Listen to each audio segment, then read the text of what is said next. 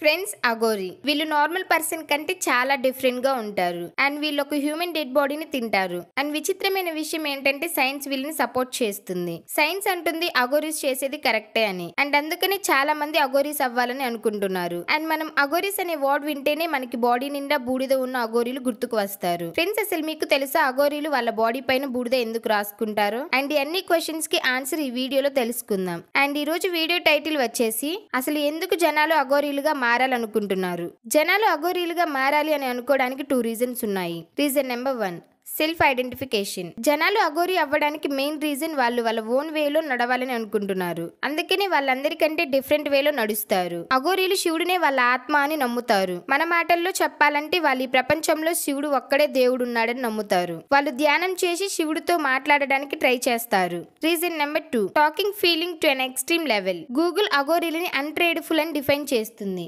అంటే చాలా dangerous, nothing but తాంత్రికుడు. అసలు అఘోరీలు ఇవన్నీ ఎందుకు చేస్తారు అంటే వాళ్ళు ప్రతి ఒక్క మనిషి ఆత్మలో శివుడు ఉంటారని నమ్ముతారు. ఇట్ మీన్స్ ఒక మనిషి 4 దిక్కుల్లో అస్తమా పాస అంటే 8 గ్రేట్ నాసెస్ ఆర్ బాండ్స్ ఉంటాయి. అంటే feelings which includes sensual pleasure, anger, greed, obsession, fear, hatred. అంటే ఇవన్నీ ఫీలింగ్స్ ని అంతం చేయడానికి అఘోరీలు చాలా డీప్ ధ్యానం చేస్తారు. లైక్ వాళ్ళు వాళ్ళ భయాన్ని తీసేయడానికి ధ్యానాలు చేస్తారు. వాళ్ళు ఇలానే రోజు ఒక్కొక్క ఫీలింగ్ ని డిస్ట్రాయ్ చేస్తారు. అండ్ వాళ్ళు బట్టలు లేకుండా తిరుగుతారు. ఎందుకంటే వాళ్ళ లోపల ఉన్న షేమ్ ఫీలింగ్ ని తీసేయడానికి. వాళ్ళు ఇలా ఫీలింగ్స్ ని చంపుకుని ఏ స్టేజ్ వరకు వెళ్తారంటే ఇంకా ఆ స్టేజ్ లో వాళ్ళు ఏ ఫీలింగ్ ని కూడా పట్టించుకోరు. అండ్ వాళ్ళు ఏ ఫీలింగ్స్ ని పట్టించుకోవట్లేదంటే వాళ్ళు వాళ్ళ గోల్స్ ని అచీవ్ చేసినట్టే. కానీ అసలు అఘోరీలు నమ్మే దాని వెనకాల సైన్స్ ఉందా లేదా? చెప్పాలంటే ఎస్, సైన్స్ ఉంది. Number 1, self identification. మన వరల్డ్ లో మాక్సిమం పీపుల్ వాళ్ళ సెల్ఫ్ అఫైర్ అని అనుకుంటారు. అంటే వాళ్ళకి వాళ్ళ గురించి తెలుసు అని. కానీ నిజం ఏంటంటే వాళ్ళు ఒక భ్రమలో బ్రతుకుతున్నారు.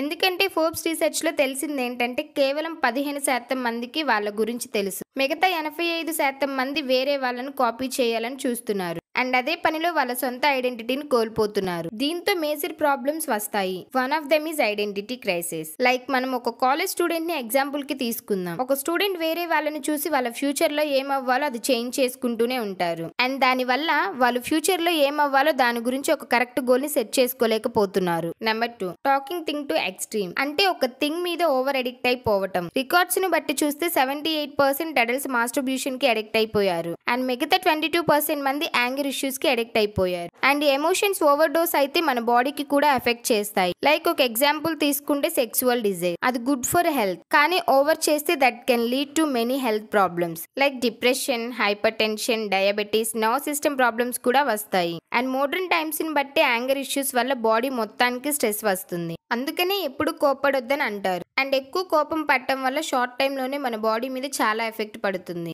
అండ్ అందుకని సైన్స్ ప్రకారం కూడా మన ఎమోషన్స్ అనేవి చాలా కంట్రోల్లో ఉండాలి. అదే విధంగా అఘోరీలు కూడా ఒక టైప్ ఆఫ్ ప్రాసెస్ చేస్తున్నారు. వీళ్ళు చేసే పనులు చాలా కాంట్రవర్షియల్ గా ఉంటాయి. అండ్ వీళ్ళు చేసే కొన్ని ప్రాక్టీసెస్ ఏమో సోషల్లీ యాక్సెప్టబుల్ అయి ఉంటాయి. ఇప్పుడు దాకా మనం తెలుసుకుంది అసలు అఘోరీలు వెనక సైన్స్ ఉందా అని. What is the history of Aghoris? History ఏంటంటే గూగుల్ తల్లిని బట్టి అందరికంటే ఫస్ట్ అఘోరీ బాబా వచ్చేసి బాబా కినారం. ఇతను రామ్గ్రామ్ విలేజ్ చందలూ డిస్ట్రిక్ట్ లో 1661వ సంవత్సరంలో పుట్టాడు. అండ్ ఎవరైనా పుట్టిన వెంటనే ఏడుస్తారు, కానీ ఇతను మాత్రం ఏడవలేదు. అండ్ ఇంగల్జా మాత బ్లెస్సింగ్స్ ఇచ్చిన తర్వాత 3 days కి ఇతను ఏడ్చాడు. అండ్ ఇతను శివుణ్ణి చాలా ఎక్కువ నమ్మేవాడు. ఇతను 150 సంవత్సరాలు బ్రతికాడు. అండ్ 18th సెంచరీలోనే సెకండ్ హాఫ్ లో ఇతను చనిపోయాడు. కానీ ఈయన చనిపోయే ముందు వరల్డ్ మొత్తానికి అఘోరిజం ఇచ్చి వెళ్ళాడు. ఇతను వారణాసిలో చనిపోయాడు. అంతేకాకుండా బాబా కినారాం అనే పేరుతో ఒక ఆశ్రమం మరియు ఒక టెంపుల్ వారణాసిలో ఉంది. అద్భుగీత్. ఈ బుక్ ని రాసింది లార్డ్ దత్తాత్రేయ. ఈ బుక్ ని అఘోరీలు వాడతారు. ఇప్పుడు మనం తెలుసుకుందాం అసలు లార్డ్ దత్తాత్రేయ ఈ బుక్ లో ఏం రాశాడని. నెంబర్ 1,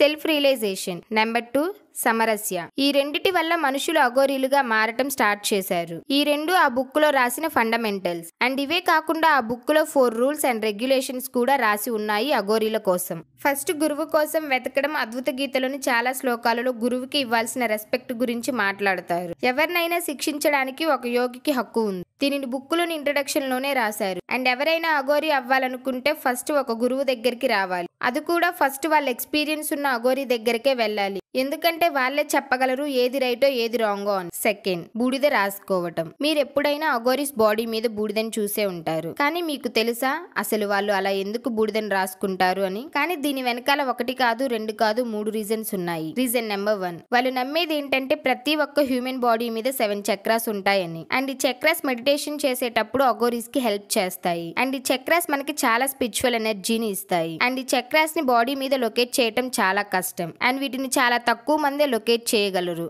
అండ్ ఈ 7 చక్రాస్ మీద వాళ్ళు బూడిద రాసుకోవాలి. కానీ వీటిని లొకేట్ చేయటం కష్టం కాబట్టి వాళ్ళు వాళ్ళ బాడీ మొత్తం మీద బూడిద రాసుకుంటారు. అండ్ బాడీ మొత్తం రాసుకుంటే ఆ 7 చక్రాస్ బాడీ మీద లొకేట్ అవుతాయి. అండ్ బాడీలో మిగతా స్పిరిచువల్ పాయింట్స్ లో కూడా బూడిద రాసి ఉంటుందని వాళ్ళు నమ్ముతారు. రీజన్ నెంబర్ 2, అఘోరీస్ ని ప్రపంచం మొత్తంలో ఒక అల్టిమేట్ ట్రూత్ అని నమ్ముతారు. వీళ్ళు శివుడు ఆజ్ఞలో నడుస్తారు. లైక్ శివుడు తన బాడీ మొత్తం మీద బూడిద ఉంటుంది. అండ్ అలానే అఘోరీస్ బాడీ మీద కూడా బూడిద ఉంటుంది. రీజన్ నెంబర్ 3, ఈ అఘోరీలు ఇలా చేయడం వెనకాల సైన్స్ ఏమంటుందో చూద్దాం. సైన్స్ అంటుంది ఒక హ్యూమన్ బాడీ మీద బూడిదని రాస్తే స్కిన్ లో ఉన్న రంధ్రాలన్నీ క్లోజ్ అవుతాయి. అండ్ ఇలా చేయటం మన బాడీకి కూడా చాలా మంచిది. అండ్ అఘోరీస్ కి కూడా ఇది చాలా మంచిది. ఎందుకంటే అఘోరీస్ చాలా చల్లగా ఉన్న ప్లేసెస్ లో అండ్ చాలా ఎండగా ఉన్న ప్లేసెస్ లో కూడా అఘోరీస్ డీప్ ధ్యానం చేస్తారు. అండ్ ఇలా చేయడం వల్ల బాడీలో ఉన్న రంధ్రాలన్నీ క్లోజ్ అవుతాయి. మరియు చల్లగా ఉన్న ప్లేస్ లో కూడా వాళ్ళ బాడీ వేడిగా ఫీల్ అవుతుంది. అండ్ వేడిగా ఉన్న ప్లేస్ లో కూడా వాళ్ళ బాడీ చల్లగా ఫీల్ అవుతుంది. నరభక్షి అంటే హ్యూమన్ బాడీని తినటం. దీని గురించి ఇప్పుడు దాకా ఎవరి దగ్గర కూడా లైవ్ ప్రూఫ్స్ లేవు.